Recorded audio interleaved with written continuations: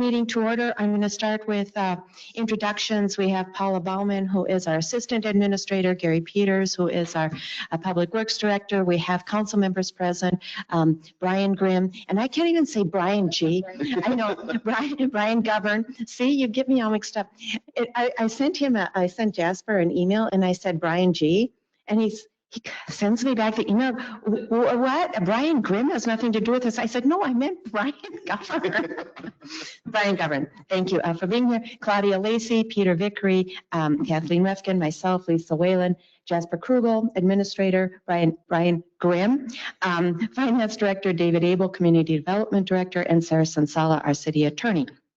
We have a agenda before us, and I'm going to ask the council if we could move the Halstead Estates petition for improvement district financing. That item, can we make that number 1? Yes.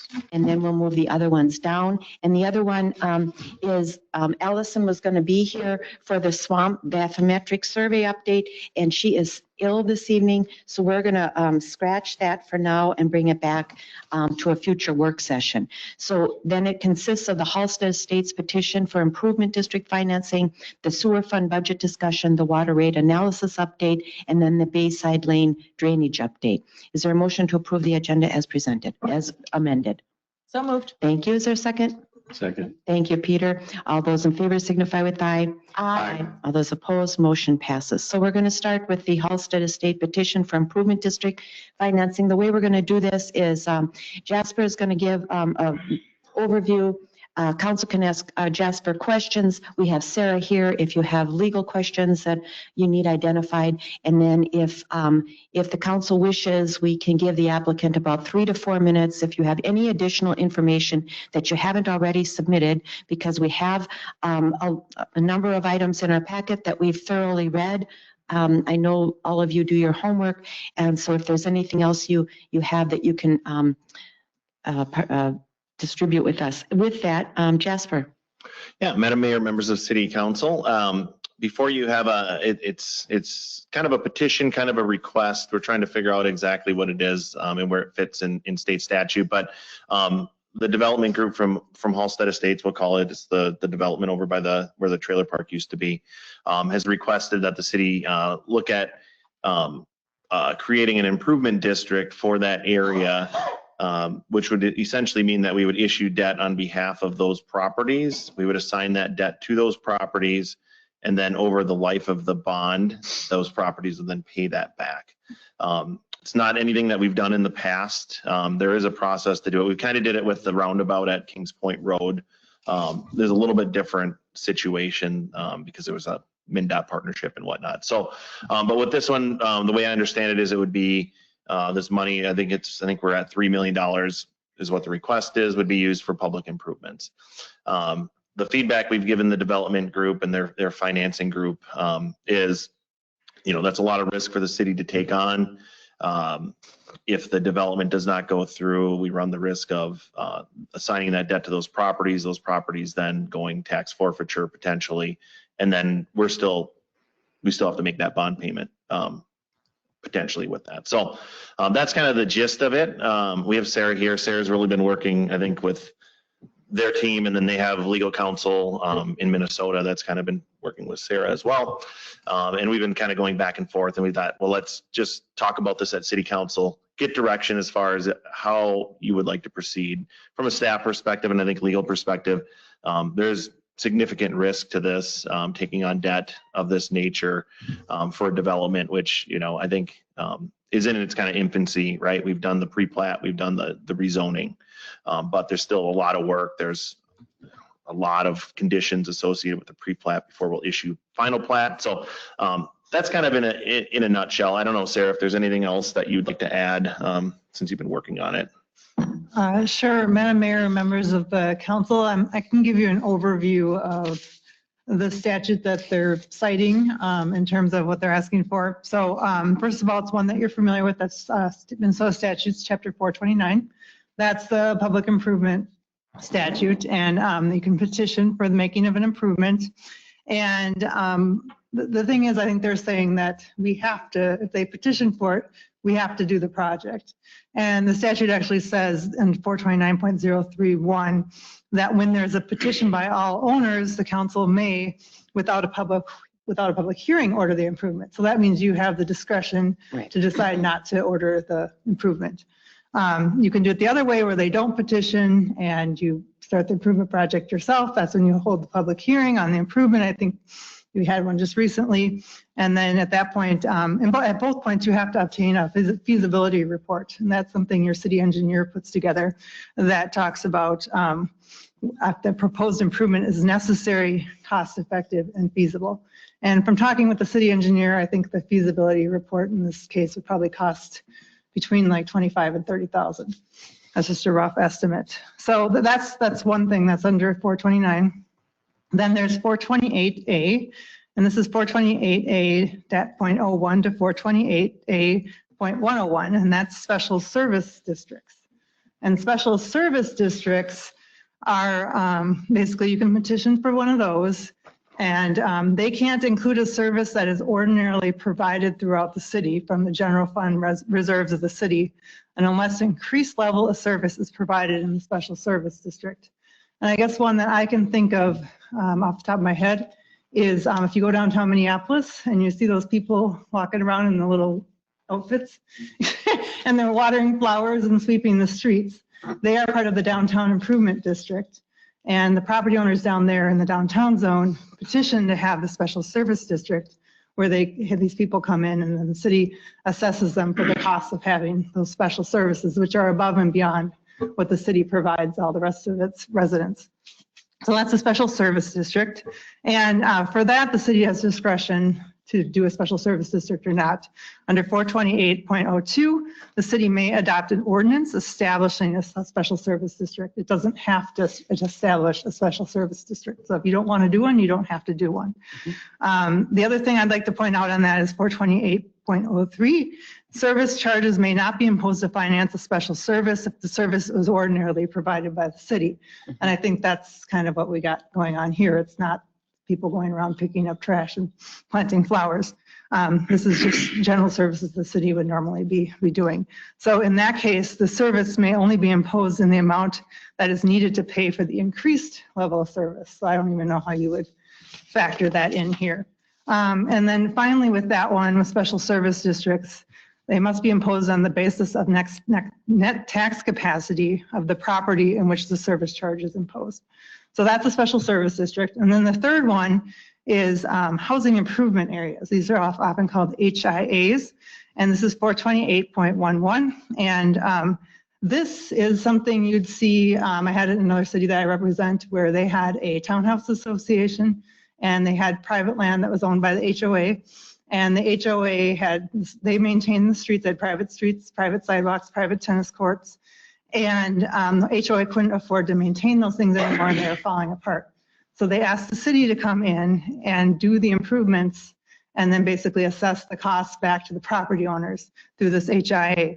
So these are housing improvements that are improvements to common elements of a condominium or other common interest community or to a manufactured home park. So it's typically seen in like a townhouse development or a condominium development. The city council may once again adopt the ordinance establishing one or having a housing improvement area. So you don't have to establish a housing improvement area. It's just if you want to.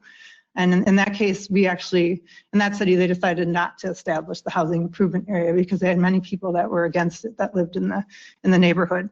And then you also have to have findings that without the housing improvement area, the proposed improvements could not be made by the condominium association or the housing unit owners, and the designation is needed to maintain and preserve the housing units within the housing improvement area. So I think the intent behind the housing improvement area is that these are applies to existing housing that has been around for quite a while and needs to be improved. So with that, those are the three things I think the developer is asking for here. So the housing improvement area, the special service district, and then the 429 public improvement project. You have discretion under all of those statutes to decide if you want to do any of those. I think you can do those, but as for what Jasper was saying, you know, there is some risk to the city if you want to do those.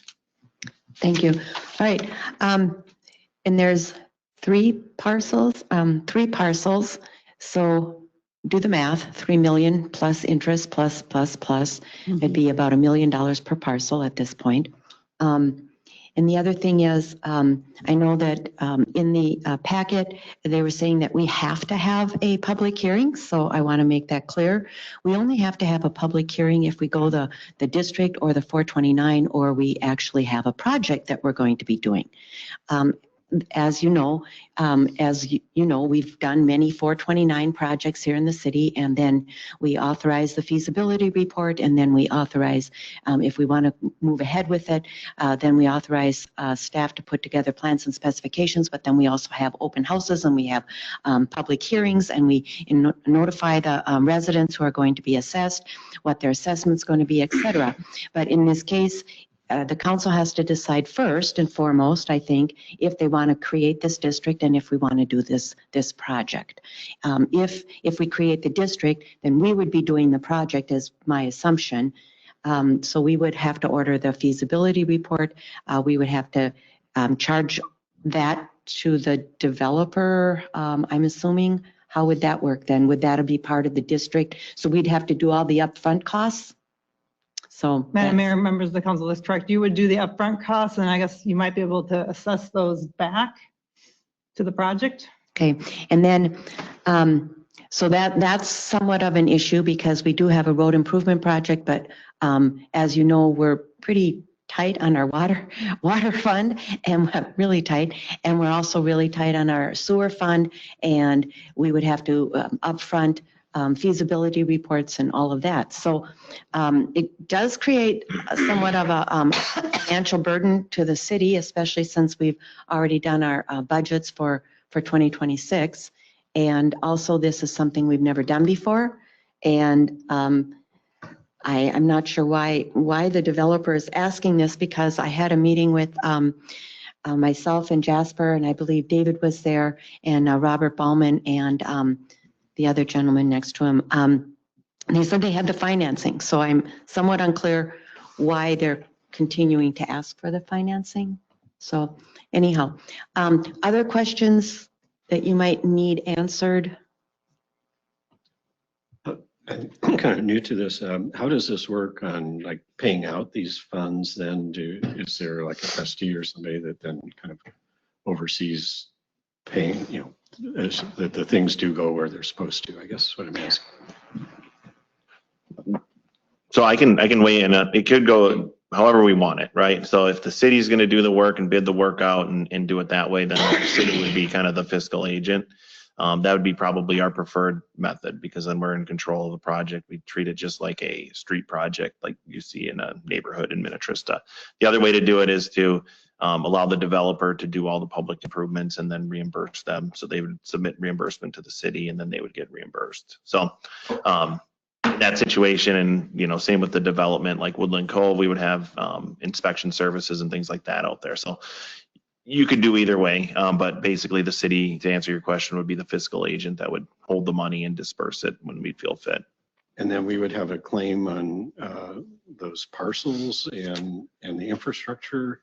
The infrastructure would be the city's, regardless of who does it and who pays for it. That ultimately becomes the city's, Okay.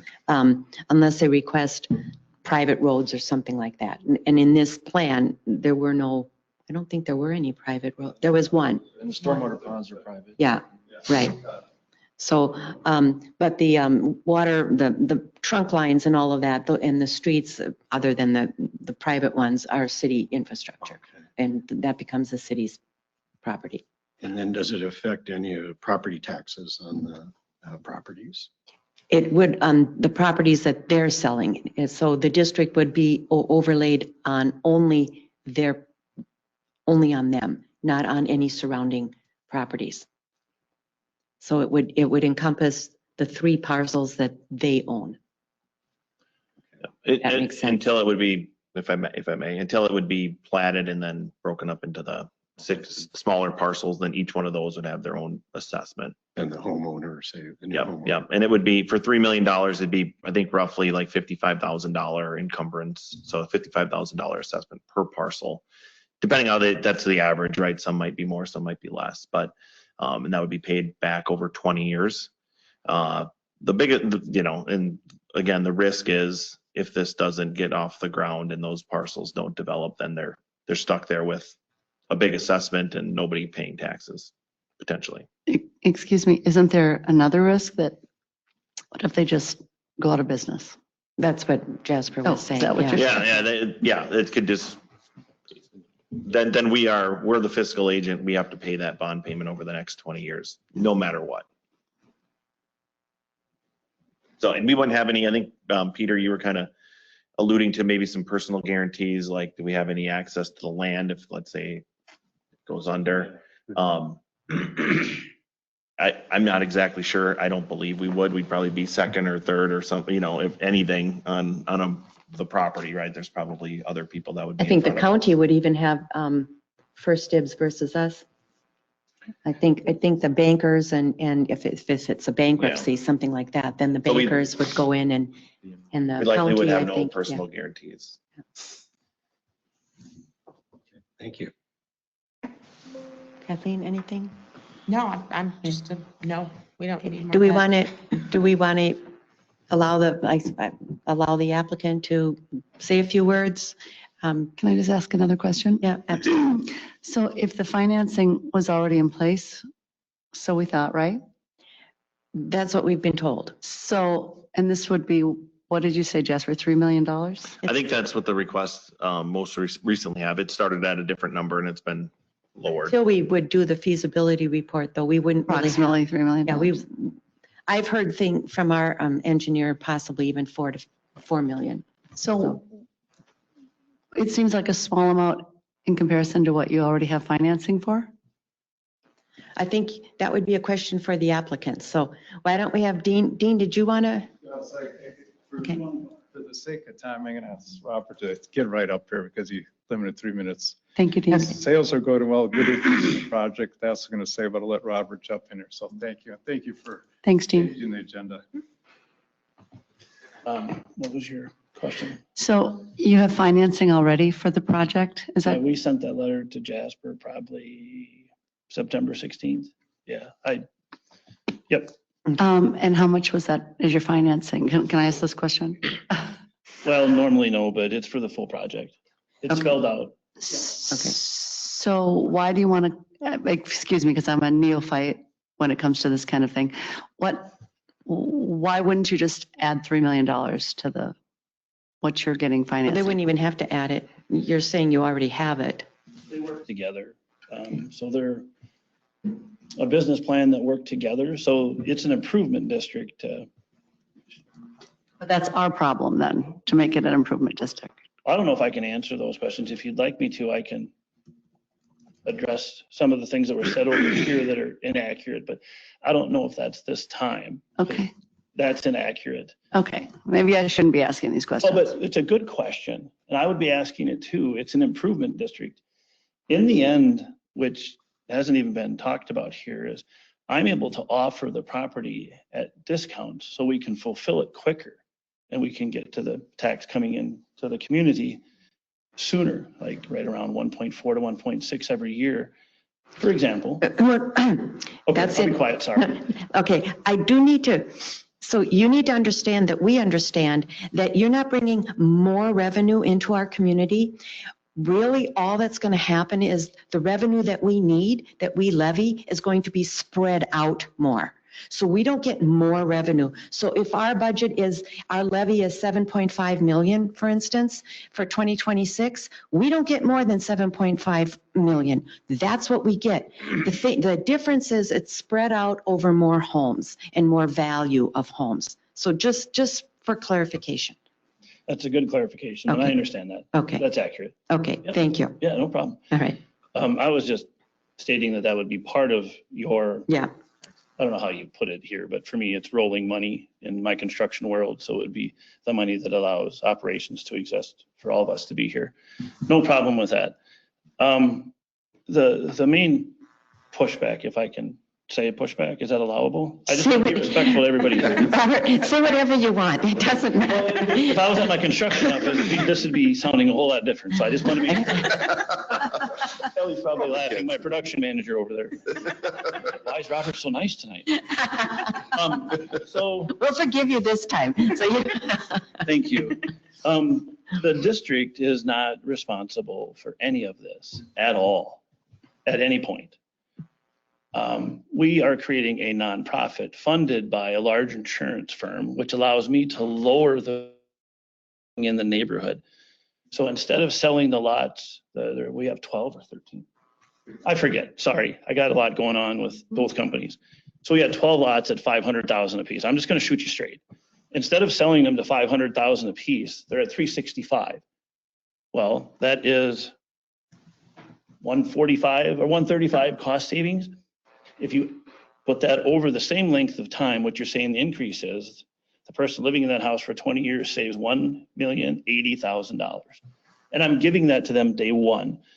That's the premise of the start of this. This is why this improvement district is in all lower 48 states. Ran by Rob Prokas, the one who brought it to me through Heritage Bank in Wilmer, Minnesota, of all places. In fact, where I'm from in the country. Tim Long out there brought it, and this is a great package, but it does not obligate the city, which is why I was hoping to have Greg Miller here, my attorney, because he's way better at this than I am. You can tell, right? So that one is in my notes right here at the top. It's no responsibility. And then, Peter, you asked a question about who would be in charge of the nonprofit entity. There would be a board of 5 people and my accounting firm, which would be approving every single bill in and out and invoice, which is how these are designed to be put together as an improvement district. And then that board is responsible for any audits that Lisa or Peter or, I don't have my glasses, Kathleen or Claudia or anybody would ask, here you go. It's all about that transparency. Or if you wanted to be, Jasper wanted to be in charge of it, or however it goes, then that's also there, but I would be on that board with them. That's all. No hard things. It's super easy. Okay. And the money would be funded privately, like I said before, from like Hartford or American Family or Farmers. This is a funding mechanism created and funded through them. If you guys need more information on this, I can have my attorney move it up. I can have the writers of the bond show you how it works in other places and things like that. The end goal would be to offer, $500,000 lots at a discount. So then we were able to move the property through quicker. For me, it benefits me to move the land quicker, so I'm not paying carrying costs and what have you. I mean, that's the truth, right? But Robert, you're citing in your letter here dated October 7th to Sarah, you're citing 429 and 429.021 and 428A.08. You're citing all of these, and that's what we're looking at, and that's what it's what you're talking about is completely different than 429 and 428A. So I think tonight this is a no-go. We're not going to create a special taxing district based on 429 or 428 unless there's some other legal laws that define what you're talking about, because what you're talking about is completely different than what we have in front of us. That's why Greg would be able to be here. Well, he was supposed to be here. I talked with Dean, and Dean said that your attorney would be here tonight. So, and I said, okay, our attorney is going to be here as well, and our city planner, and so we're here, we're prepared. So then I'm going to be mean to you. Shame on you. but I lost it probably in my listening. But anyhow, if you have other information and want to submit it, right now, there is no petition in front of us. The other thing is, there is a request. And the other thing is, when there's a petition, as Sarah pointed out, we can authorize improvements, but by a simple majority, if 35% of the per foot frontage property owners are in favor of it, but I don't think any of us are in favor of it unless I'm misreading. And the other thing is if the city orders it, yes, then it has to be a supermajority. We know that, we get that. We understand that once we decide to do a project, whether it's by petition or by city council, then we have to hold public hearings. There's all these steps we have to walk through. We have to do the feasibility report, et cetera. We understand that. What you're talking about is something very, very different. than what's in front of us here tonight. So what's in front of us here tonight, I would say the city council is saying no to. If you have other information or you have something different than what's here, then please submit that information to staff and we can think about it or reconsider it. Should I not answer or should I let the meeting adjourn? How do you want it to go, Lisa? You tell me. I'll give you 2 more minutes. I believe we have. There's been several correspondence between Rob Trocus and myself and Jasper, which explains everything that you have shared. Those are all great points. I've asked those questions myself 10 months ago when this whole thing started, because I'm not about to get involved in this. We can just use straight money. Well, in this plan, when I read through, well, one of the 429s. Yes, I know, it's funny. So the 429s, in that language, if I had Rob and Greg here, what I'm sharing with you is exactly what we would do. There's no, again, I'm repeating myself, sorry for that. There's no responsibility to the city. In fact, the responsibility doesn't kick into the land until, to your point, Jasper, till the final PIDs are approved. So if I fell off of my dad's hay mound next weekend when I'm home moving hay for the cows and I'm gone, oops, sorry about that. The bond hasn't gone through, then it's not attached. It's not a grip that it has on it. It's not fully attached until the final PRDs, but we have to ask for it beforehand. And that's why we're asking now. And again, the benefit to the community, which I can go on and on with, I have a list, but I'm not going to do that, Right. is Right. way more than Well- what we're talking about tonight. With all due respect, Okay. I feel like we got a few wires crossed here. I think that my plan is I think that, exceptional for the community. yeah, well, It really helps. right now what I'm hearing is that we'd have to float a bond. When we float a bond and we put our name on it, then we are responsible for it. There's no ands, ifs, or buts about it. That's the final, that's the bottom line.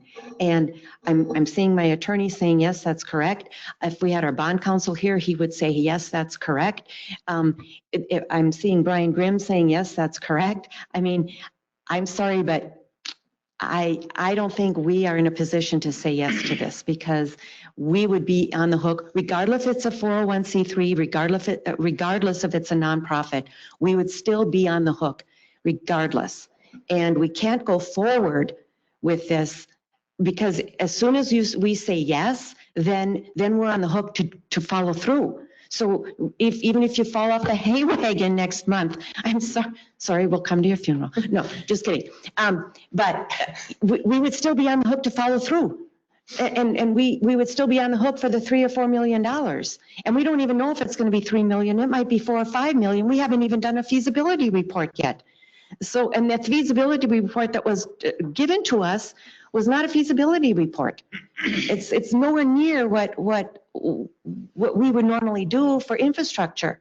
So I don't want to argue about this here tonight, but if you have additional information regarding this nonprofit stuff that you think might sway us, and I would only offer you this, if you think it might sway us, you can submit it. But at this point, everything that we've heard, everything that we know, all of the legalities of it, we've been doing this quite a long time, that then submit it and we can take another look at it. That's all I can tell you. So, All right, thanks for your time. all right, thank you. Yep. All right. Next, we have our wonderful sewer fund budget discussion. Yes, Madam Mayor and Council. So maybe I'll hit some of the high points here. So that were outlined in the memo. The biggest driver of this fund each year is always the Met Council charge that they allocate out to all the different communities. So, and you can see ours is a little over $500,000 now, $506,000 for 2026. It should be, and so that's about a 6% increase or so. So I guess right now our utility rate per quarter is about that $120, or it is $120 a quarter. I guess staff would recommend we pick up that what basically Met Council is passing along would be about $8 a quarter increase, $32 for the year. However, as far as that, You can see there's still capital project or capital infrastructure that, Gary has outlined in there as far as some different lift station and panels and pumps that he's got, pretty good sequentially or in, order to replace based on need there. So I don't know if anyone has any questions as far as Do the, you know what the formula is? I mean, how do they come up with this portioning formula? I mean, what's the formula? What do they do? I think they with that? take their total budget and then they take all the different flows that all the different municipalities report, and basically it Okay. spits it out, Gary, right? Or as far as that, I mean, I'm probably making that pretty summarized, but it's pretty much, You just throw darts at the board. sometimes you I wonder. mean, But- well, that's a good question though. Gary, do you know, like, do they monitor then the flow into their system?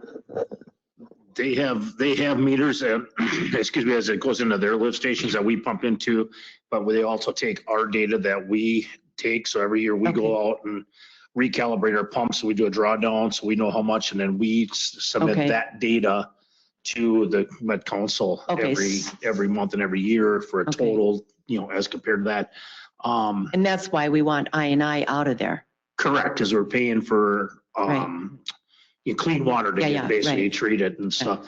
We do have, an agreement with St. Bonnie where we flow through them. So we have the 2 flow stations that we pay a set fee for, which is determined. I don't know, Brian might know what the factor that they determine that, to cover the cost for them. So we also pay them for that too. So Oh, okay. there's 2 flow stations because half, about a third of it on the first phases flow through by Glacier into their area, and then the rest of it all goes through, down Partridge into their Okay. area, through them. So we have no direct connection there. So it's flow through their area. So So that's not metered? that's metered, yes. So every, so Yeah, we use everything- meter. That's everything- metered, and every quarter we do submit that to St. Bonnie, and then we get billed for that Yeah. through St. Bonnie every month. So, Been about 80,000-90,000 here recently. Okay.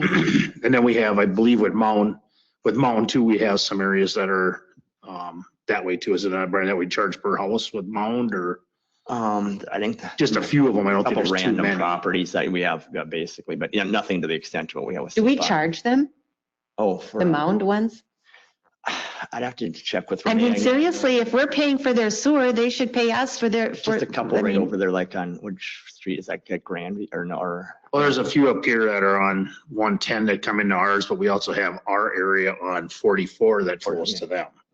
Okay. So I don't know if it's a wash or, I mean, it's. Oh, okay. So the stuff on the other, it says you're coming across Priest, yeah, I say that real fast. Priest Bay. Priest Bay Bridge there, on the north side, those few houses there that are in Minnetrista Mhm. flow to their system.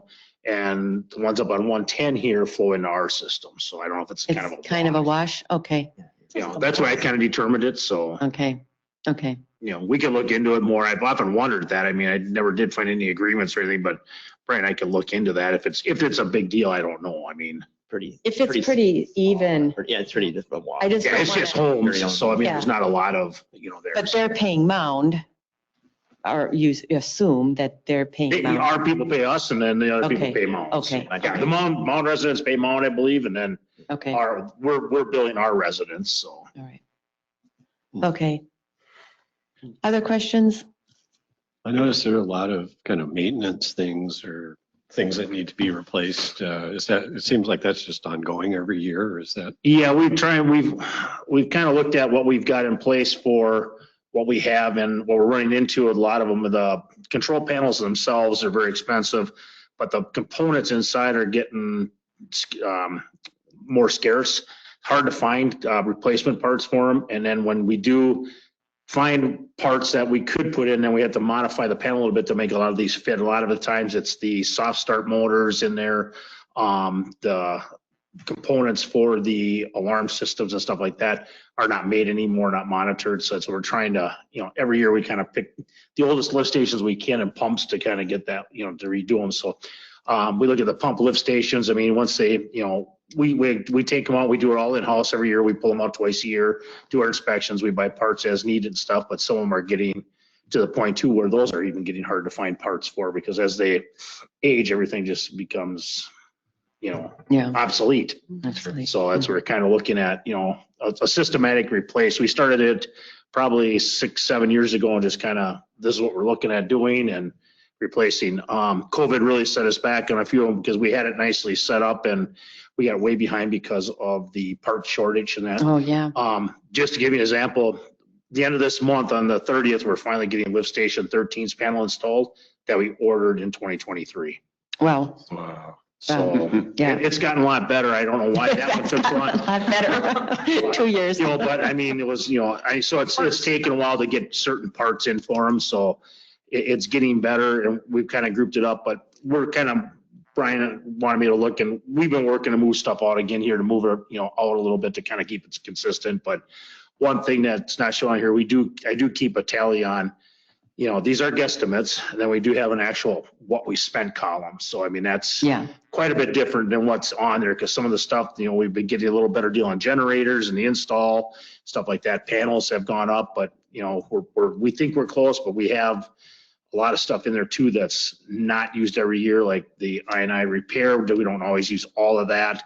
And the emergency lift stations, money, that's all in there. It's there just in case, but it's, it's insurance basically. It's not, a lot of time I think the only time we've used ever the emergency I can remember was a few years ago when the pump blew out on 12. We had to get that in emergency, otherwise everything else is pretty systematic at getting replaced. Oh, that sounds good.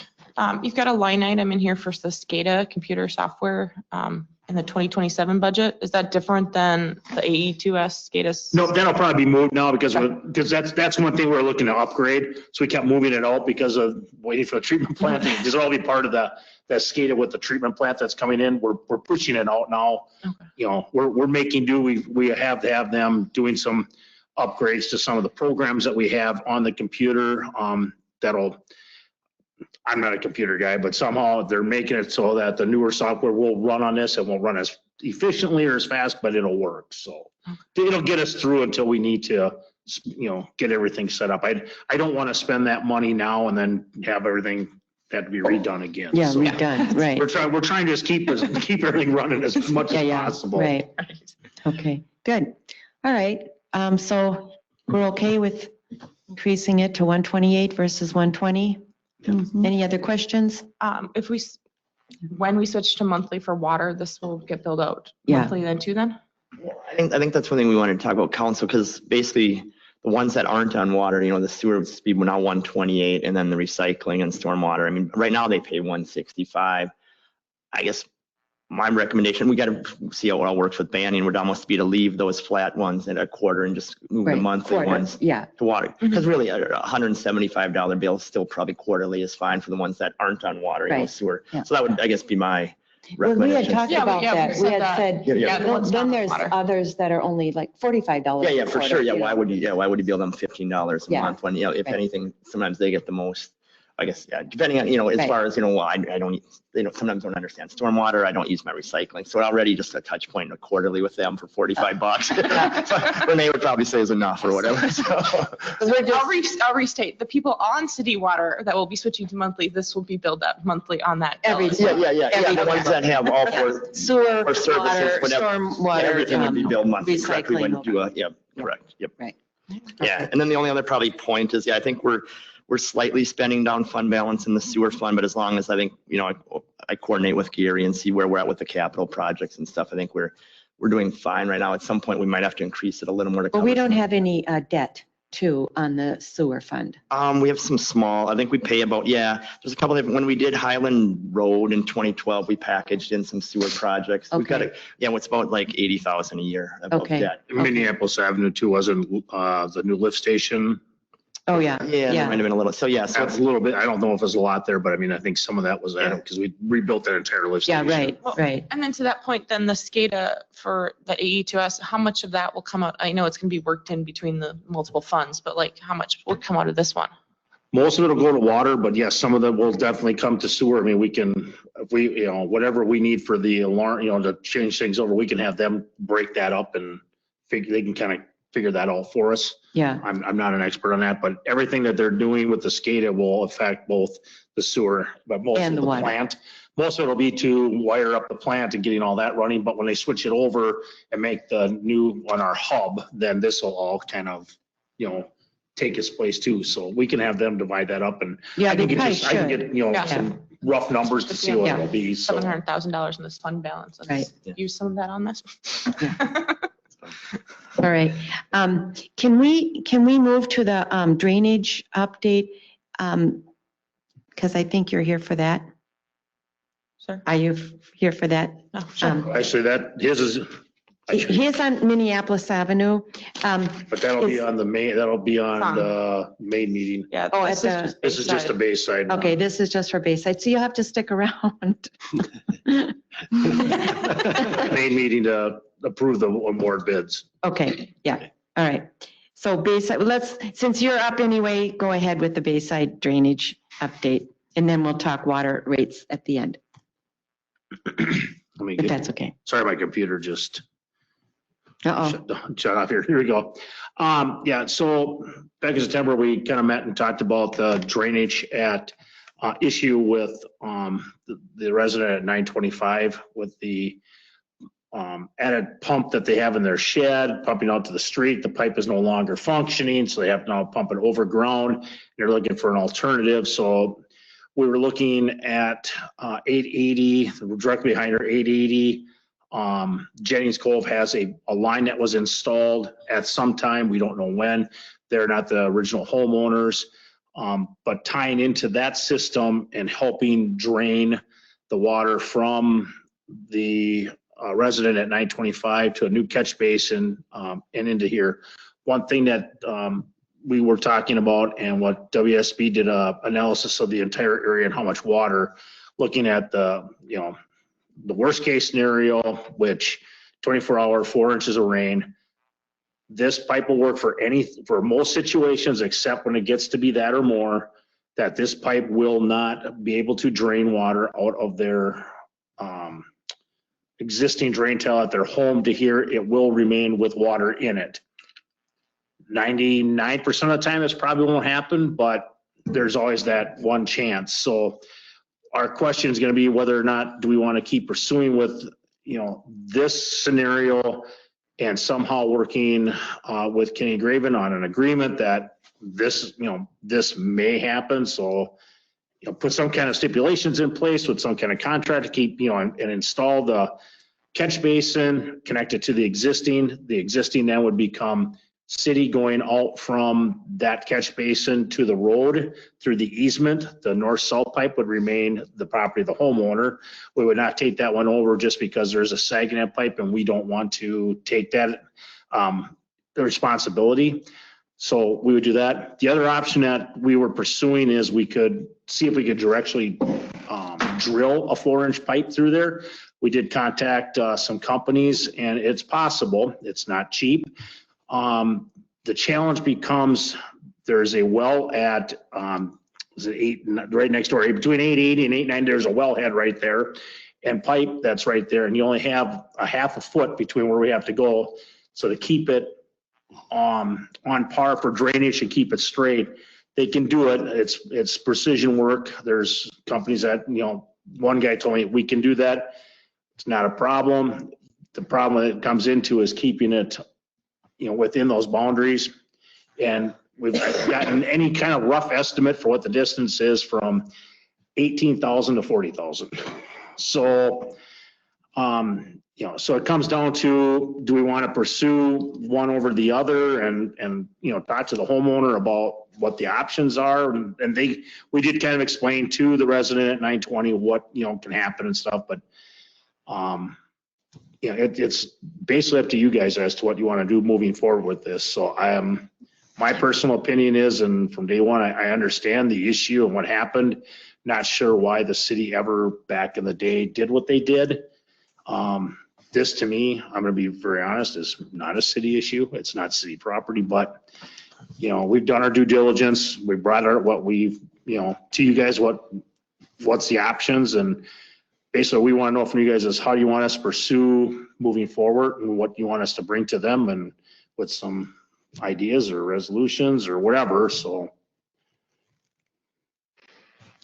how would this help number 905? Because didn't 905 as well as 925, didn't they also have issues? And they did, the gentleman that started the whole process here with it, they have sold that house. I don't know about the new owners.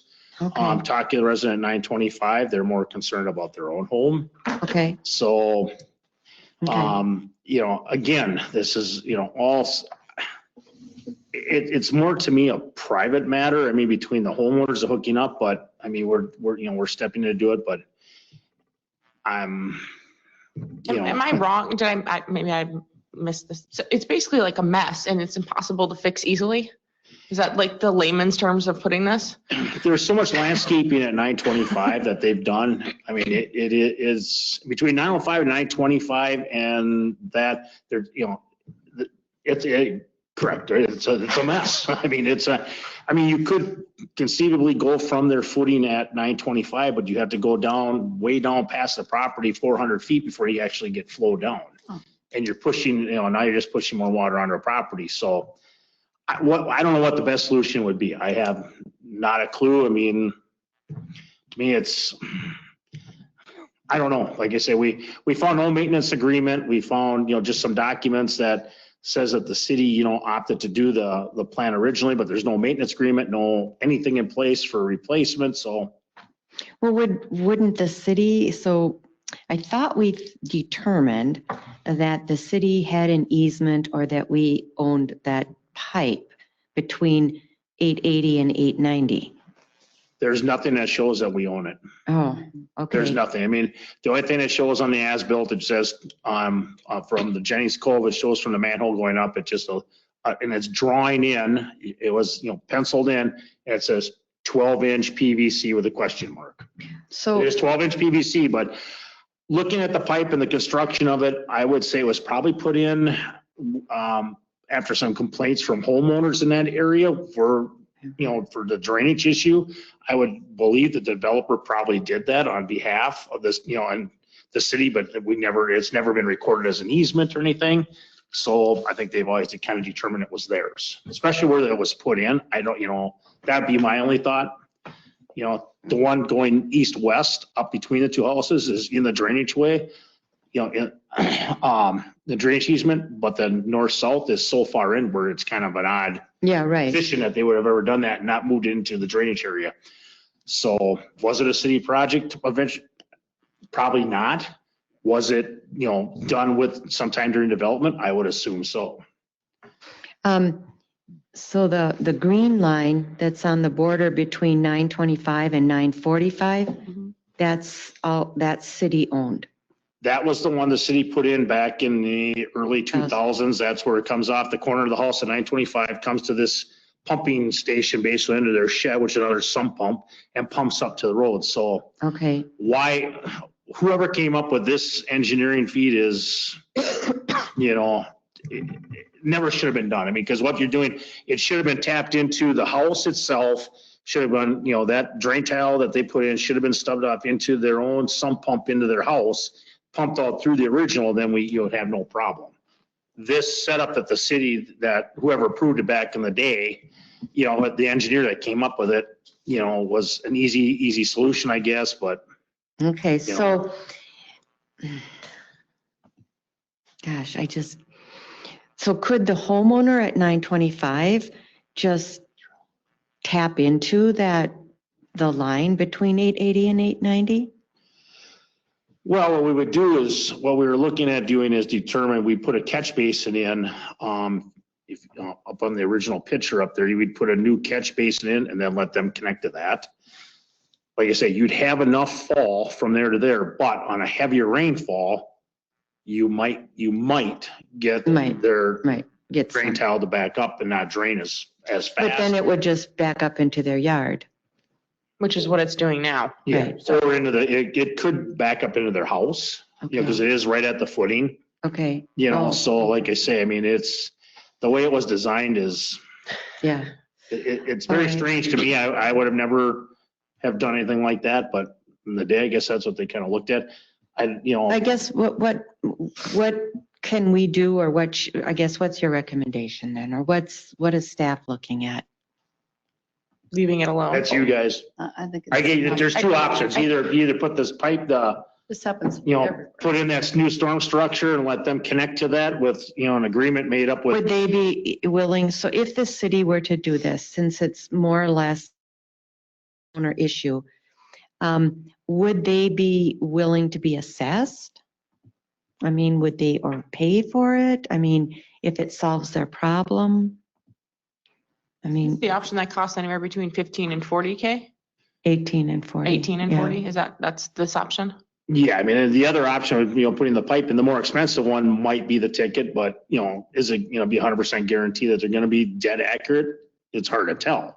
You know, I mean, if you get any little dip in that pipe and all of a sudden you got a little bit of, you know, flow issue, Yeah. you know, they're pretty good with it. I mean, they can pull a pipe pretty darn straight and narrowly. Plano said they could do it. It's just a matter of, but, you know, there's the expense of it and it's not cheap. Yeah, I You know, and just, but how much of this, you know, I'm gonna be honest, I mean, I understand where they're coming from in 925 but how much of this is our issue, I don't know. so none of the water that they're experiencing on their property is flowing off of city streets or any easements or anything like It's that? coming through the backyards, drainage from the north. Everything flows through here. And like I say, there's so much landscaping in here that it, you know, it'd be very tough to, you know, to get 905's water to flow through. 905 could come into this other catch basin on the north, but from our engineering standpoint and, you know, just looking at the video and stuff with the sag in the pipe, we don't want that because you'd almost have to fix that first. Okay, You know, maintenance, you know, on that to make that more. But again, all the water from 870, 860, 850, 840 up to 830 is all coming this way. That's a lot of drainage water coming here. So not to mention roof gutters, you know, we're kind of looking at that. And that's what they all look into. So on a, say it's even a 3-inch rain, there's a lot of water coming this way.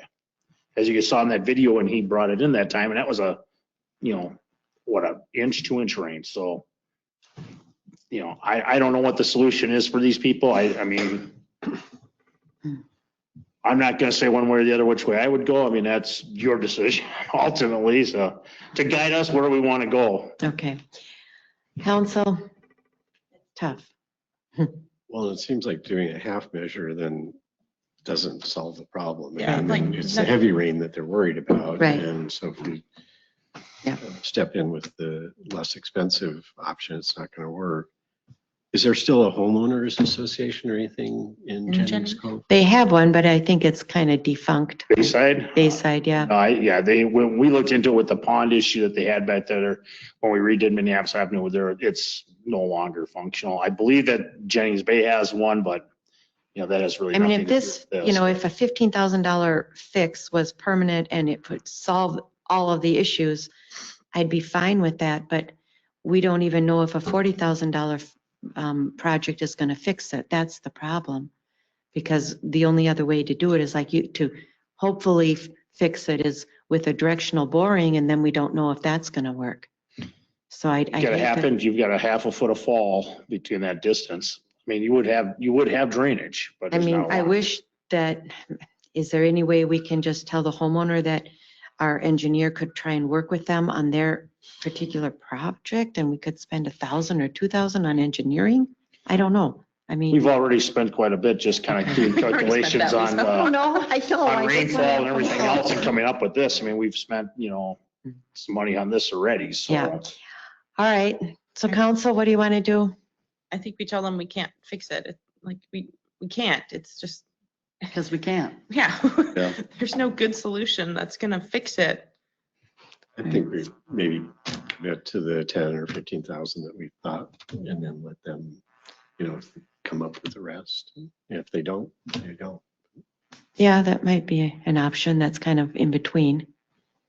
So you're saying, say we can do a $15,000 Yeah. project that may or may not solve your problem, or 40,000 and you pay the difference between the 15 and 40. But then if it doesn't work and they come back, are we still? No, we'd have to, No, there'd be a we'd have to, contract. we'd have to We have would a, need we would need some drawn up from Kenny Graven that would Yeah. state that, you know, they- such a things. we're no longer liable. Well, and I think this might set a precedent because I know that there are other properties in Minnetrista that have this problem. And I think we're just going to be doing this for everybody. We might. I mean, I Well, I know there's. Absolutely know this happens in other Happens in Woodley properties, and they Cove, I know just that. figure this is our problem. Not on my property. And if we did put it in, we would be obligated to maintain it in the future? We would, if we would take over the first option with the catch basin, the pipe going east-west up to the new catch basin, including the old catch basin, that pipe would fall under city responsibility. The north-south would not, but that would then become ours for. That little one in between. But right now, that pipe's in great shape. We did video it just to make sure. I mean, there would not be a lot of maintenance on it in the future for that. It's PVC, smooth wall PVC, so. I like Peter's idea, like, tell them that our engineer can't guarantee the $15,000 option will work. If you want to pursue a different option that costs more, we'll spend the 15 and. Would we spend the 15 even if they say we agree to release the city of any further liability or responsibility? If they want the bad They'd have to solution, sign, because remember we had that one a few years back. Yeah. I mean, Yeah. that's fine. If they Yeah. want the less reliable solution and Okay. we're gonna be released from any future responsibility, then that's fine. But then they have to know, like, the odds of it working are, Okay, you know. I 20%. could go with that. We can take that back to them. Okay. Ms. Fusky, All right. I can talk to them and take that. I venture to guess that the next meeting, then we'll have something in place for you guys to approve, so you don't have to go. Okay, We'll have everything set to go. We can talk to a couple contractors to get, better pricing on both things here, just kind of give us an idea, but just be prepared that the resident at 925 will probably be present then at the meeting Okay. to talk to you, which, we don't have an issue. I don't have an issue with, but, okay, all right, that's what we can do. That's right. what we'll work on for you. thank you. So we don't have a lot of time left for the water rate discussion, so let's spend maybe 5-10 minutes and then you'll have a 20-minute break. Is that good enough? And then if we can always bring this back. I was thinking even if we have to bring it back November 17th at our work session, if we don't come to finalize it, but anyhow, all right, Jasper. Yeah, Madam Mayor, members of council, at our last meeting, staff was directed to kind of come up with different price points for the base rates related to the water rate. So in your packet, what you can see is what that looks like with a $50, $75, or $100 quarter base rate, and what that does for the usage rate requirement. So pretty straightforward as far as where we're at right now. Where I put the 25 rates in there so you can kind of compare, but it's for the $50, a 22% increase in the base rate, 75 is 83, and then 100 is 144%. What we've done is, in lieu of having the water treatment fee, we've just included it all into the base rate, which I think is probably the cleanest way to do it.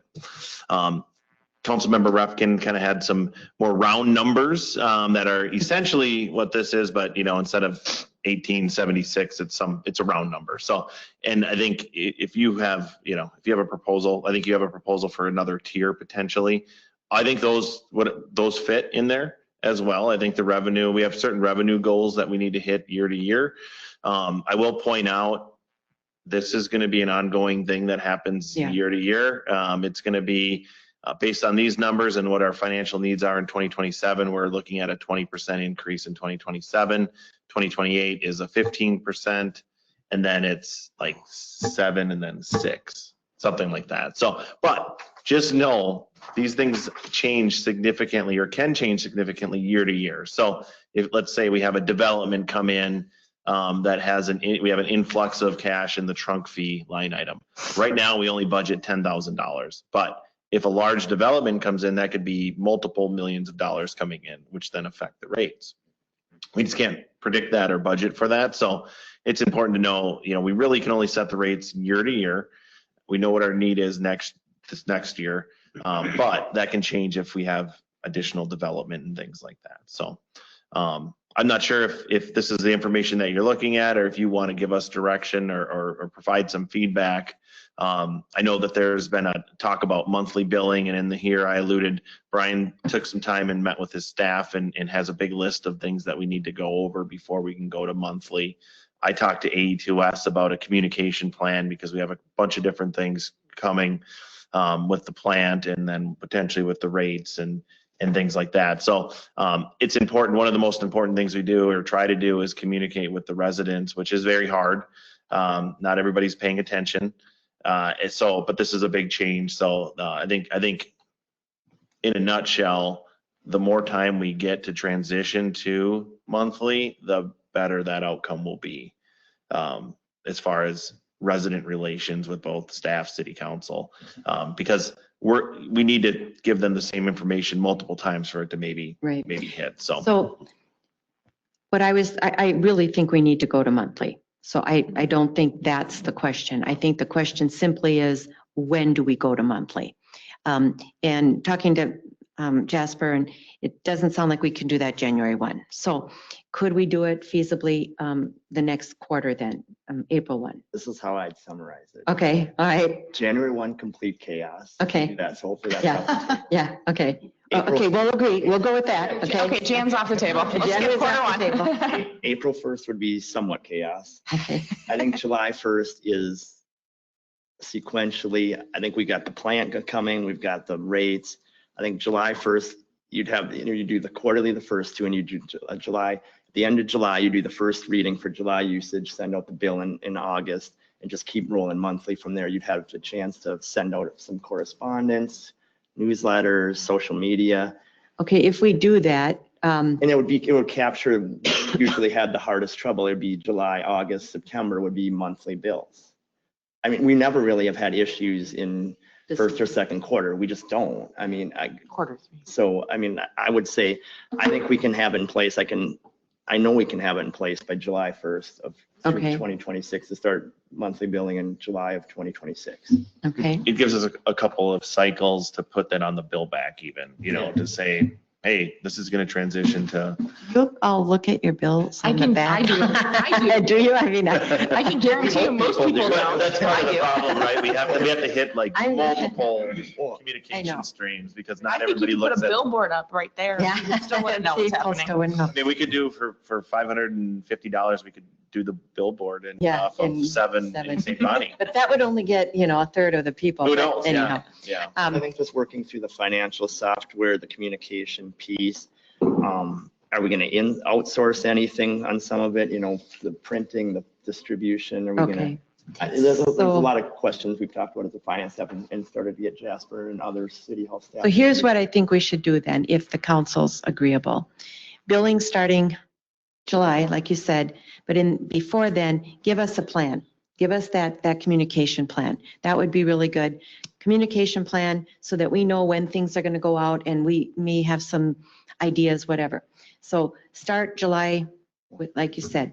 Having said that, what does that do to our usage rates? So now we're going to be billing quarterly. And so what my concern is, not so much the increase, but it's the base increase, because now all of a sudden, if we go to 100, let's say $100, and that's kind of where I'm going with this, but I don't know where you all are. So you'll weigh in here in just a second. If we do $100 a quarter, are we going to get tons of people calling, being really, really mad? What is it right now? What is the base? A little 41 bucks. Yeah, So $41, so Yeah. it'd be a 60-some dollar or nearly $60. Yeah, the original increase. plan was to bump it or the straight percentage wise, it would have bumped it to about 50 or whatever. So Right. that was the first. And I don't know what this would do then. What if we're doing quarterly, and it would be 2 quarters, right? Okay, would we do so it's what did you say? It was 60 now. What if we increased it? It's 41 right now. 41. So if we increased it half of that for January and then the other half for the next quarter, so it's a little jump. And then when we do the monthly, if we do 100, for instance, it'd be $33 or whatever. If we would do that, I think there'd be just a minimal revenue shortfall. And we'd have to maybe, instead of doing the 9% rate adjustment, we'd maybe do 10. Or we do 110, Something like that. Yeah, you whatever, wanted to maybe offset it by, with the usage or with the base rate. Yeah, I'm something like just- that. I'm just But wondering, if you ease into it for the first 2 quarters, there's some revenue there. But do we know how much? Can we run the numbers real quick? I think. We have 2,400, 2,400 times $50, let's just say. So you're talking, In this, in the options that were in the packet, because right now we have about 2,250 accounts, so it was like just shy of 400,000. It was 675,000 was for the 75, and it was about 900,000 for the 100, for the base rate. for the base rate, portion. revenue portion, Yeah. 900 per quarter, Yep. 900 per Yeah, and then quarter the rest we have to make up in the. in the rates. in the usage. Usage. Yep. Okay, so rather than 900, that would be the increase, not the total, 900,000 would be the total. the total. Total for the year, Yep. for the base fee. Yeah, so if you, So it really wouldn't be that much. it'd be probably just, you'd be somewhere between 675 and 900,000. You'd probably be halfway there. 150,000 Yeah. shortfall Yeah. probably. Okay, And then that's where we'd probably have to move rates up a little bit more. Slightly. or base rate Or at just put the base rate at base rate 35. at Oh, yeah, 35. base rate at 30. Base rate's Base 35. rate at 35 for, Right. yep, that would also probably get us there. And just so you know, like we looked at various rates and a base rate of $30 isn't much. I mean, there are communities that have more than that. Oh, I'm per month. sure, yeah. So it's not complete. It is a huge increase, right? Monthly, but there are communities that have newer water treatment systems that are in that range already. So it's not quite out of the realm of, reality for other communities. So it's not, just don't think it's a lot for our community because we're used to lower rates, but I guess you guys can, and the two of you are on city water, so you might want to weigh in a little more, but I'd rather prefer a jump and then another jump and then maybe another, but what do you think? I concur with that. I think that makes it a little easier for folks to understand. Obviously, we need the communication plans so they don't Right, think that it's going to jump every month Yeah. for the next multiple years. Directionally too, I like the higher base fee because it spreads it out and protects us against dry years.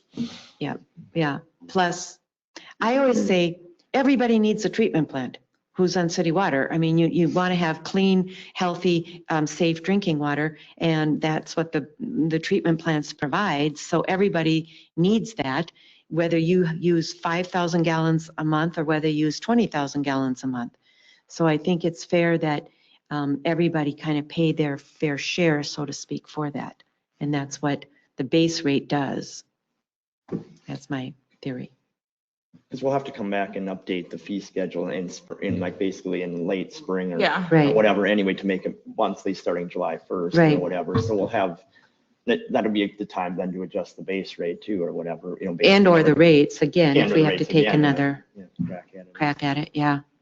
Well, yeah, so I guess I'm confused.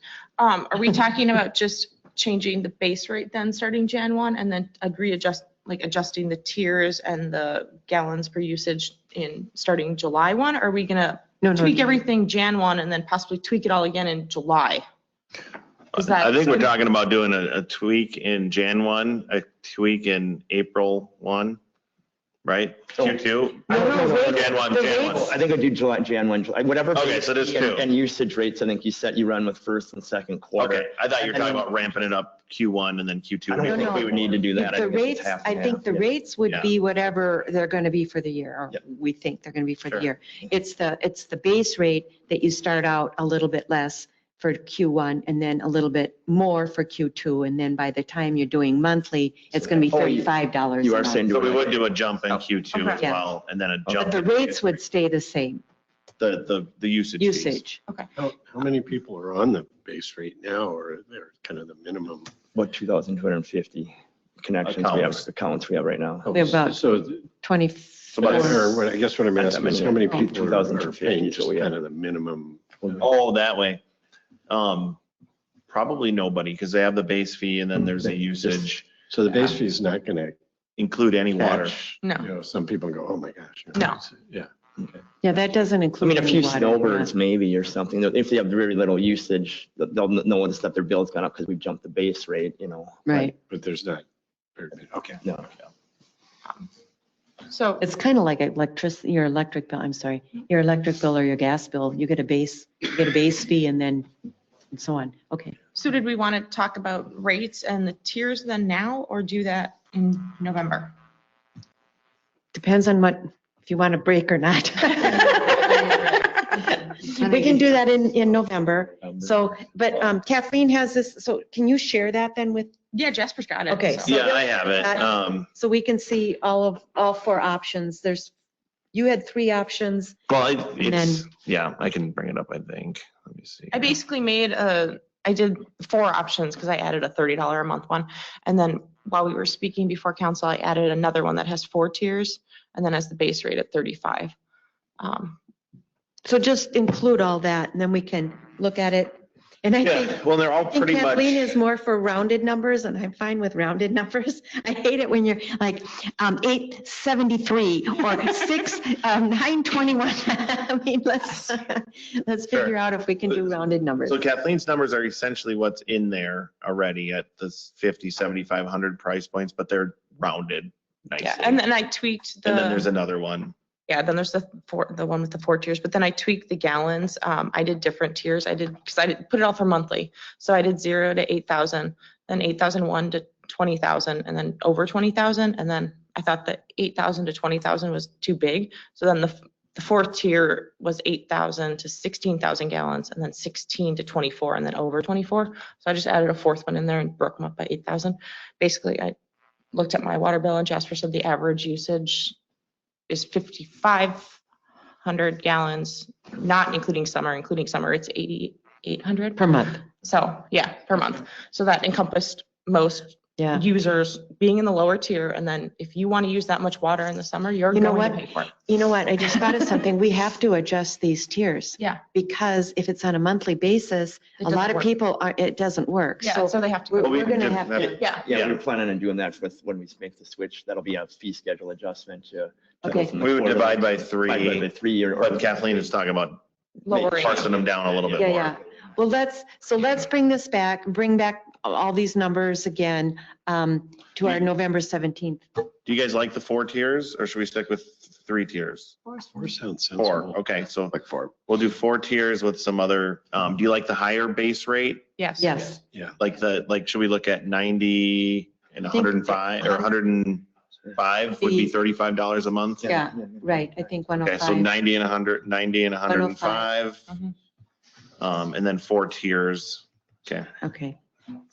Rounded numbers. And then, Now, when you say rounded numbers, Kathleen, Round 660 numbers. versus 663. I Yes. mean, that's, Yeah. okay. We're not talking, yeah, I okay. mean, I think in that, like Penny, which I one I guess did. I like wanted to 60. ask one last time. So is council looking to, I would recommend, I think Jasper was, we do the base rate and the usage rates Jan 1, and then we do that additional base rate and usage rate July 1st. I don't know if I would do any April 1 changes. I mean, what's. Oh, I wouldn't Okay. either. Yeah. Okay, I think that's fine. It might muddy the waters a little bit. Okay, that's fine. Just do it twice. Yeah. then. Well, and I think the idea is that we get the rates and the tiers set up November, so then when we switch July 1, you can straight just divide by 3, and then here's your new monthly. We won't have to adjust the rates or the tiers at that point. Then it should almost be this, it should be Then you're going to go with the Jan 105 1, just base roll it rate. out right away. Just 105 base rate. We'd have to make a fee schedule adjustment. Well, yeah, no, Base rate I'm or- saying like we wouldn't change like Jan 1, we wouldn't do like, just a 50% increase to the current tiers, whatever we have now. We'd reset all the tiers and the rates and then be able just to divide by 3, do the amendment that we Yep. need to do, but there wouldn't actually be a long meeting rediscussing it all again. Sure. That's Yep, I got what I'm that. going with. One question, the base rate. I know we talked about, I- do you want it to I be still think we need to- 105 on Jan 1, or do you No. want it to be like No. phased in and Phased do in. 105. 90, then 105, or Yeah. less than that?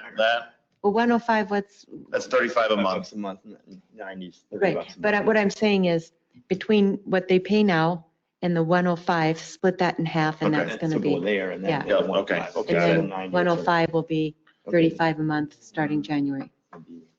75. Yeah. Okay? Yeah, and then the only thing to Yeah, we'll add to figure that that out. for November, Jasper, is then commercial. Yeah. Their tiers and their base rate. I had mentioned before the meeting Yeah, started we'll- possibly increasing the school commercial buckets base rate to a higher amount than what the residents pay, Well, we'll, but keeping the Yeah, tiers the and all that. base So rate. that'll be in there We'll- as well. yeah, we'll talk about that. All right. So you'll bring that back in November. Okay. All right. Motion to adjourn. Second? Seconded. Thank you. All those in favor signify with aye. Aye. Aye. All those opposed, motion passes. You knew where she was going. I like that kind of direction. it would be catastrophic. It would be utter chaos. Yeah, yeah. Thank you for that. I tried to make it simple and Really just helpful. direct and whatever, but I think, yeah, from talking to Cut my, it loose. yeah, I think we'd lose people potentially. I don't want I to like predict. that kind of. Cataclysmic, yeah. I try- The midpoint of that is 73. Probably just go to 75. right? Yeah, I think that's And then fine. So basically be, yeah, once you're, yeah, I think so. Yep. So. These guys weren't happy, I don't think.